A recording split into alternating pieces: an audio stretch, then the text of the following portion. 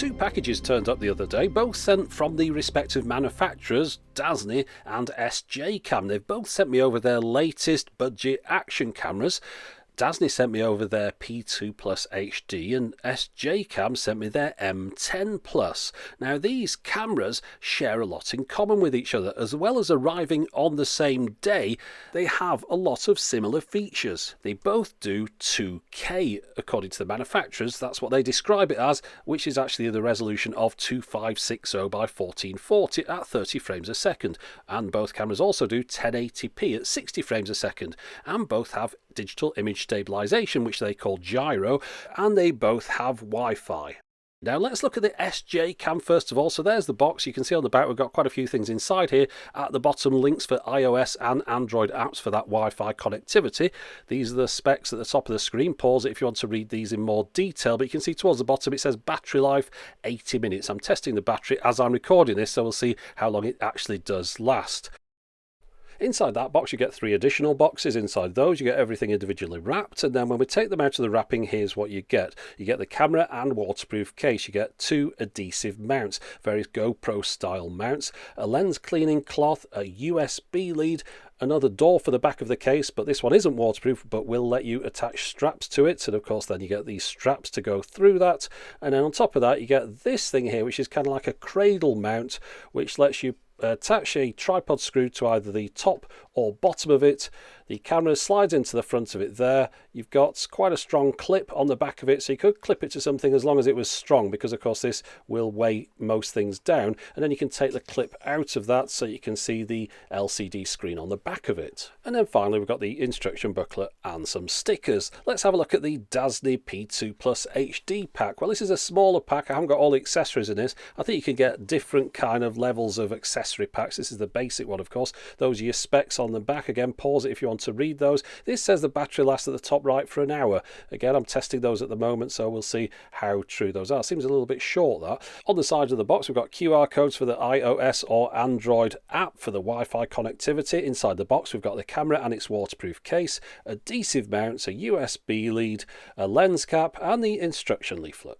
We'll take a quick look around each camera, although I've looked at the P2 and the M10 before, so I'm not going to spend too long doing this because these cameras are identical in design to those, other than the logos on them, of course. Anyway, get this out of the case here. Let's just have a quick look at it. So on the front there you can see we've got the P2 Plus HD at the bottom right. We've got the Wi-Fi on button there, mode, power, shutter, little speaker at the bottom, LEDs.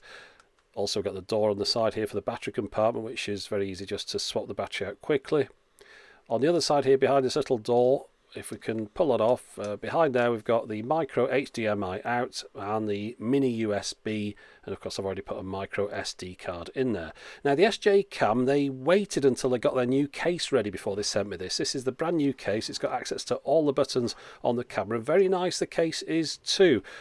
You can see here, very nice design on it. Got this big clip on the side here, opens up nice and safe, door opens to the side, and then the camera just slides out easily like that.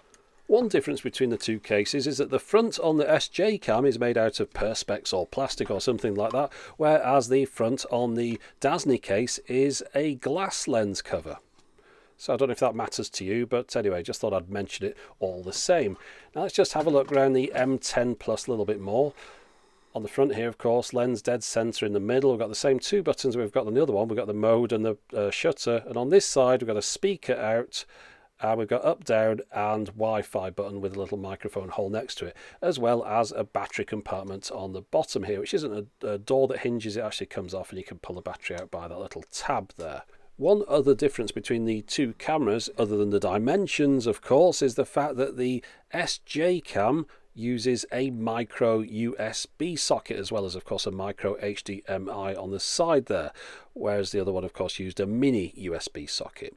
I'd say the dimensions are quite a bit different. It looks smaller, the M10 Plus, quite a bit smaller, but actually it's a lot deeper. So really we're probably looking at the same volume of camera, just spread out differently. Of course it means the M10 has a smaller screen than the Dazzne P2 Plus HD. But the buttons on the top are in the same position and do the same thing. But of course the M10 Plus has 3 buttons on the side there, whereas the Dazzne P2 Plus just has the Wi-Fi in the front. So the M10 Plus has 2 additional buttons, which make it a bit easier to get through the menus. One of my big bugbears with the Dazzne P2 has been carried across to the P2 Plus, and that's the fact that you can accidentally switch it on very easily just by tapping that power button. You can do the same thing with the M10, but for some reason I don't find myself switching that on accidentally. I think it's down to the dimensions of the camera. Now I'll just quickly show you how the menus and screens are set out in the camera, but I'm not going to go through all the options. Obviously you select things with the shutter button, you move modes with the power button, so that's the camera mode and that's the playback mode, and if we press it again we get into the settings, and press it once more we get back into the recording mode again. So let's just get back into those settings here, and we'll go into the resolutions to see what options we've got. So we've got 9 pages of these. You can just go up and down with those arrows on the right hand side and click OK on the top. So there you go, 2K 30 frames per second at the top, and if we go down to the bottom, VGA at 240 frames per second. And if we go down here, you can see that's where the gyro sensor is, which is the image stabilization, and of course you can switch it on or off in pretty much any mode as far as I can tell. Now the Dazzne P2 screens look quite different. They're all based around icons, and it looks like a touch screen system, but it isn't. It uses the buttons just like the other ones. So if we go into the video resolutions first of all, you can see there's 2K at the top. Let's move it along and put it into 1080p. And then we can choose the frames per second here, and in 1080p we've got a choice of 30 or 60 frames per second. And then we'll just find that gyro menu, so we're going to go through all these different options here, and if I keep going down, there we go, gyroscope off at the moment, can turn it on there. Now what is all this gyroscope or image stabilization business? Well, I'm going to employ the latest in digital imaging technology to demonstrate to you now how this actually works. Now imagine this is the actual frame of your sensor. The whole sensor edge to edge. Now to get digital image stabilization working, we pick a part out of the center of the sensor, and then when the camera moves around, shakes about, notice the center part stays perfectly still, and that's how the stabilization works. Now of course digital image stabilization has its limits. If the image moves too much, then you can't stabilize it because you can't keep the center part of the sensor in shot. An optical image stabilizer is a little bit better because it's on tiny springs and the whole sensor or lens moves about, which gives you a lot more freedom as to the amount of movement that it can compensate for. A digital image stabilizer nicks part of the sensor, so it reduces the quality down from what you can get with the full sensor resolution. Let me just show you this with a bit of a video clip here. This is what it looks like when you've got the stabilizer turned off, and then if we switch it on you can see how it zooms in towards the center. That's showing you again that we've discarded some of the sensor image to be able to use it as an area to bounce up and down into while keeping the image stabilized. Now without any further ado, let's get on and have a look at the rest of the clips I recorded with both cameras, and I've got samples available to download from the link in the video description. We'll start off looking at the Dazzne P2 Plus. Now this is in 1080p mode, as you can see at the bottom right there. The whole video has been put out in 1080p 30, uploaded to YouTube in that resolution, but I'm going to do a bit of comparison here, and I'm going to do that by zooming in on the clip. So this is what the 2K looks like. As you can see, we haven't lost any of the field of view or anything like that, and it looks just as good as the other one. But we'll zoom in and see if we can notice any difference between them. If we look at the top left, that's what the 1080p looks like when we've cropped it down to that area. Notice how soft those signs are and things, and then if we go to 2K, you can see quite a bit sharper that, so there is definitely more resolution in the 2K mode. Now we'll try the same thing again with the SJCAM M10, so starting off in 1080p mode. First of all, the slight differences in colour between the two cameras I think, and brightness, but we'll look at that later on. Now look at the 2K version again here. I've moved the camera slightly, I'm afraid. It's hard to keep things exactly still, but again it's got the same field of view. But if we crop in on that corner again, you can see that's what the M10 looks like in 1080p. If we look at it in 2K again, it's gone sharper, so both cameras are doing very similar things. In fact, so similar, let's put them both side by side and see if we can spot any difference between the two cameras. Now if you're wondering why you're seeing the same thing with both cameras, that's because I've got both cameras recording the same scene. They're held in the same hand and pointed in the same direction. You'll notice some subtle differences between them later on, but on this scene there's not much to compare between them. Let's go into a darker area and have a look. So this is the P2. I've got it in the 2K mode, which is 30 frames a second. Always best shooting in a 30 frames per second mode in low light, but as you can see this low light is affecting. I think that tree is affecting the brightness there a little bit. It's overcompensating. So let's have a look how it copes on the SJCAM M10. Again, remember this is the same hand at the same time, the same pan across, this isn't separate.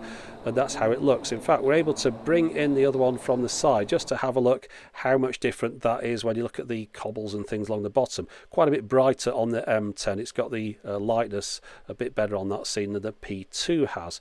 So on that test, definitely the M10 seems to be winning in the low light. Now the M10 does have an HDR mode in the camera, and I switched that on and used that for all the clips, and why not? It makes them look better, so you might as well leave it switched on.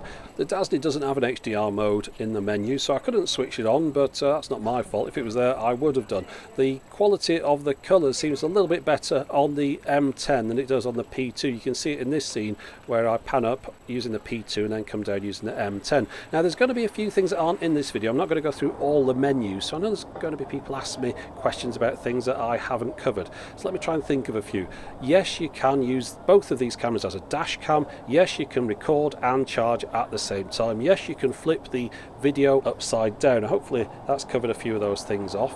If I think of any more as I go along, I'll mention them. Now I want to show you what the image stabilization looks like. So this is me walking along. Again, both cameras in the same hand at the same time. That's the P2, that's the M10. That's walking along without image stabilization or gyro switched on. So let's do that again with the gyro switched on.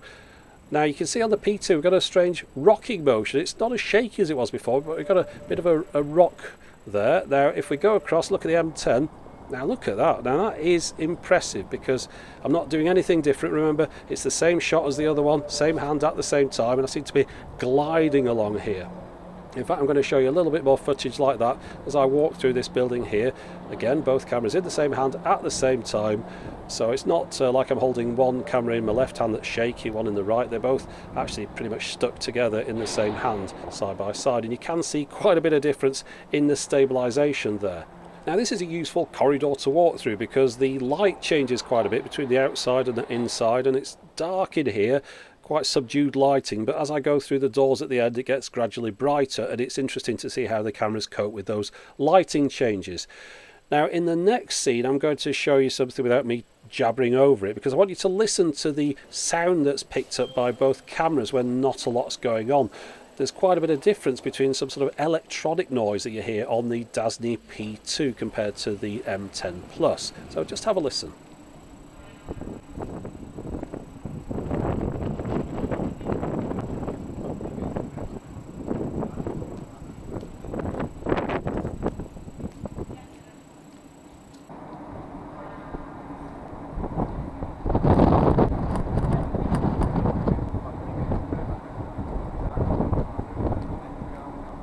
Okay, whilst we're at it, we might as well listen to some more sound tests. So these were all done with the camera outside of the waterproof case.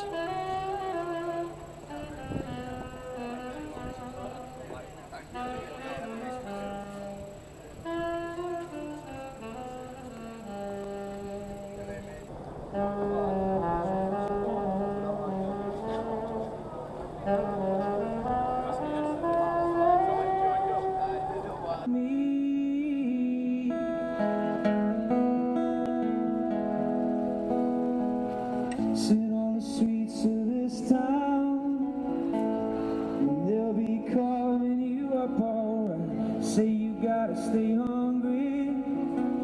Hey baby, I'm just about starving tonight. Worrying about your little world falling apart. This gun's for hire, even if we're just dancing in the dark. Thanks very much. I'm going to take 2 minutes. My hands are freezing cold, so thanks for watching. Let's just take a look at some stills that I shot with the camera. These were all in the 12 megapixel mode that's in the menus there, and you'll notice there isn't much difference between them, if any at all.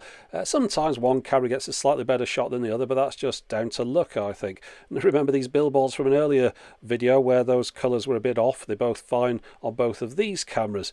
So the resolution, you won't be able to see that on YouTube, of course, which is again why I'll have some samples available to download if you want to see the full res ones, but more on that later on because, of course, they're not really 12 megapixels. In fact, one thing I did notice, sometimes the Dazzne P2 Plus tended to wash things out a little bit like this shot, whereas the M10 was a little bit richer all round. Now, one thing I did to see if the stabilization was any use on a normal action cam type video, I suction cup both cameras to the outside of my car, went over this road. So this is what it looks like with the gyro on. Now, I did do a video once with a Sony action camera that has image stabilization, and it confused a lot of people where they saw things moving into and out of shot. It was on the side of my helmet and it looked like it was panning around. That's the stabilization working. You'll notice the car seems like it's moving a little bit in comparison to the camera, but of course it isn't. The camera is rock steady. Now this is what it looks like with the gyroscope turned off. There isn't a massive amount of difference in these shots, and I think that's down to the decent quality of mount that I was using to get them.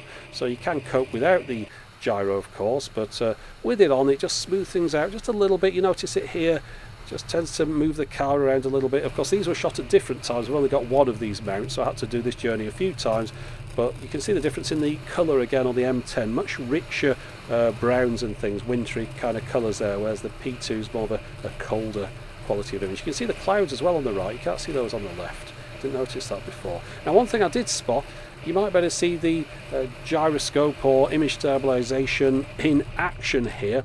As I pull into this car park, just look what happens when I pull into the spot. It looks like the camera moves after the car's stopped moving. It'll move to the right. Right, watch this now. You can see it looks like I'm panning slowly to the right. That's the stabilization recentering itself. We'll do it again. It does it again with the M10. At least it tells me that the stabilization was working properly on both cameras. So just watch for it again, sorting itself out, moving to the right. There you go. Bit of a weird effect, that, isn't it? Just shows you how much movement you get within that frame for the stabilization. Now, as far as resolutions go, both cameras very similar. Notice on the right though, the M10 has a 240 frames per second mode in 480p, which isn't available on the Dazzne P2 Plus. Now, as far as those 12 megapixel stills go, well, we said they're not really 12 megapixel, and the reason I know that is because on the back of the box it says on the Dazzne that it uses the OV4689 sensor, which is a 4 megapixel sensor. And that's according to the manufacturer's product brief. So of course those 12 megapixel stills are just interpolated, upscaled 4 megapixel stills. One interesting thing I noticed here, this particular sensor in the middle at the left there, it says it's capable of 120 frames per second in 1080p. Obviously these cameras aren't, but you can imagine that coming down the line in other budget cameras over the next 12 months or so. Now, I believe both cameras use the same sensor, so as far as that 12 megapixel stills go, take that with a massive pinch of salt. Now, as far as extra special features on these cameras, burst photography, the Dazzne camera can do a 10 frame burst, and it can also take stills at the following intervals, 2 seconds, 5 seconds or 10 seconds. There are more special shooting modes available on the M10, starting with video lapse, which is a time-lapse mode that makes a video up for you with a frame that you record at every 1 second, 2 seconds, 5 seconds, 10, 30 or 1 minute. And of course when you play that back at normal speed, everything's sped up accordingly. And of course you can power the device and record at the same time, so you can do quite long time lapses. We've also got this slow movie mode, which enables you to record movies at up to 8 times slower than normal speed. Now of course this uses those high frame rate modes, but rather than outputting a high frame rate video, it records in high frame rate but outputs a 30 frames per second mode. So we'll see what this looks like when we play it back in slow motion. Now, one thing you will notice on screen when I play this clip back, it says VGA on the right hand side, and that's because at this 8 times slower mode, the maximum resolution it can do is 640 by 480, so it's of limited use. If you want to use 720p, you can't go down to 8 times slower, you can go down to 4 times slower though, so that's quite a bit more use. We'll look at this on screen now to show you what that looks like. You can see it's a little bit soft because it's 480. Of course you do need good lighting as well, but it is quite an impressive effect nonetheless. We've got a couple more modes here. We've got a capture mode, which is like a time-lapse photography mode, so you can take shots at the following intervals, which are going to be your full resolution stills rather than video resolution. And then we've got burst mode, and this goes a little bit higher than the other one. We can do up to 30 photos as a burst. Now both these cameras have Wi-Fi connectivity, and I'm going to show you what the apps look like on both of them very quickly though. So this is what the Dazzne app looks like on the iPhone. You can see here we've got a live video feed over the Wi-Fi, and if we press record, look at this on screen, movie start successed. Quite a few spelling mistakes in here. We've still got a live video feed even when it's recording. And then when we press stop on this one, we get another spelling mistake, movie ends successed. Go into the settings, you can see we've got all the settings on the camera which you can adjust here, including the Wi-Fi name at the bottom and password for all the tinfoil hat wearers. You can change the password so nobody's going to steal your exciting videos. We can change the mode here, including going to Moive mode, and then photo, time lapse and burst photo. And then of course the other thing that you do is download the video clips you've recorded. This is of limited use here though, because as you can see we haven't got any thumbnails. It's hard to know what any of these clips contain or even how large they are. So if we click there, it looks like nothing's happening, but look at the top, just under where it says main view. You can see a little green bar creeping across slowly, and that's the file downloading to the phone. So you can't look at the thumbnails of the videos on the iOS app. You can only download the videos to the phone, which do take forever, of course, being over Wi-Fi. And then finally your thumbnail pops up, and then if you're to click on that, then you can finally see what that video was. And it turns out it's yet another one of those Dazzne shots where I thought I'd turn the camera off, but I've actually turned it on accidentally, and I've shot myself walking along. So not the best clip to download, but that's a good demonstration of the fact that you don't know what you're downloading until you've got it. And then you try and download it to the phone, it says it's already been downloaded because that's what it did first time. Now if we go on the other app here for the SJCAM, you'll notice we're going to get the same spelling mistakes. This app is pretty much the same app as the other one, albeit of course branded differently. Let's see what options we've got when we go into the different recording modes. Well, at least this one says video, right? And taking pictures, timing video, time take photos. Okay, and of course we could get into those settings as before. There is a bit of an issue with this one though. When I try to download a clip from the camera, we've got the same thing where we can't see what any of the clips are. There's no thumbnails. But if I click on one of these to download, it takes me back there again. Change mode successed. Well, I didn't want to change mode. I wanted to download a clip. Let's just try that once more. Pick anything, that'll do. Yeah, so there's a bit of a glitch in this one. It doesn't let you download clips. Obviously that's an app problem. They can update an app simply enough and it works fine with the other one. However, you can download a different app. I used an app called Final Cam before. This one's nice and quick. It seems to work. That's a picture downloading, by the way. It's no quicker at downloading videos than the other one, but just to demonstrate, you can download stuff using the M10 and that app. Let's look at some other differences and similarities between the two cameras. The first thing is the Dazzne doesn't have sound output when you're playing back video on screen. The M10 does, albeit through a very, very tiny little tinny speaker, but it's better than nothing, I suppose. At least you can tell whether or not you've recorded anything. As far as weights go, let's just have a look at this. We've got the M10 first of all, 70 grams or 2.47 ounces. The P2, 92 grams. Or 3.25 ounces. With the cases on, the Dazzne is 169 grams, the P2 is 155 or 5.9 ounces or 5.4, so much more similar once they've got the cases on them. Well, that was good timing. Both cameras' batteries have now run down whilst I've been doing this voiceover. So the times I've got are the Dazzne P2 with its slightly larger battery of 1000 milliamp hours lasted for 2 hours and 10 minutes of recording in 2K mode with Wi-Fi off and the screen off. The M10 Plus lasted for 1 hour 50 minutes with the same thing switched off and on and whatever, and that's with its slightly smaller 900 milliamp hour battery. Now both cameras offer some kind of digital zoom. The Dazzne P2 Plus puts it in a field of view menu, so you can select wide, medium or narrow fields of view. But I've noticed that the narrow field of view on this camera in the 2K mode is exactly the same as the wide field of view, so it doesn't seem to be working, at least in that mode anyway. Now as far as the M10 Plus goes, it's got a more traditional kind of digital zoom. The switches on the side here enable you to zoom in or out up to 4 times. Now of course it is digital, so it degrades the image quality, so I wouldn't recommend using it, but if you're really obsessed by having that feature, it's there. Notice the flashing blue hand at the top right. As I move the camera around, that goes blue and flashes, and as the camera is still, it stays white. That's the indicator that the gyroscope is being used. It doesn't have any kind of indicator like that on the Dazzne P2.